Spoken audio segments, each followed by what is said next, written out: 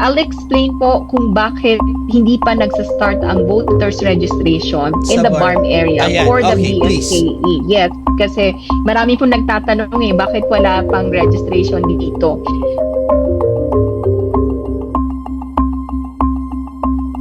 So the reason for that, Sir Nords, is because magkakaroon tayo ng elections, BARM parliamentary elections, on March 30, 2026.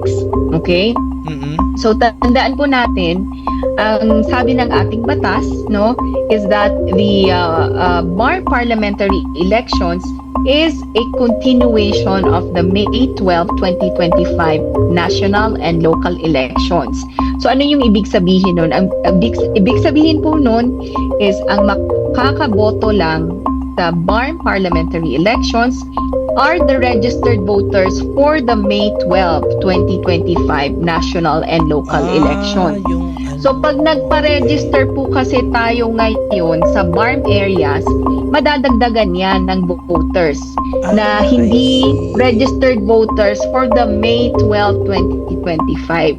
So right now, naka-on hold yung voters registration sa BARM areas because we want to preserve the registered voters ng BARM for in relation to the May 12, 2025 national and local elections kasi sila lang po yung pwede mag-participate sa March 30, 2026 BARM parliamentary elections. Ayan. Okay.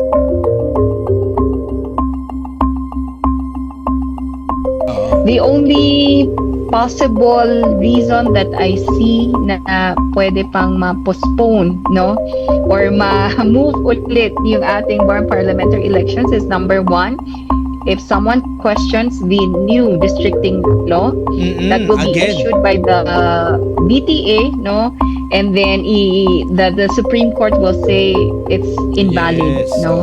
Number two, it's also possible na ma-postpone siya if the Congress will pass a law that will postpone the BARM parliamentary elections. Nabanggit yan din. Yes, so yun yung two reasons.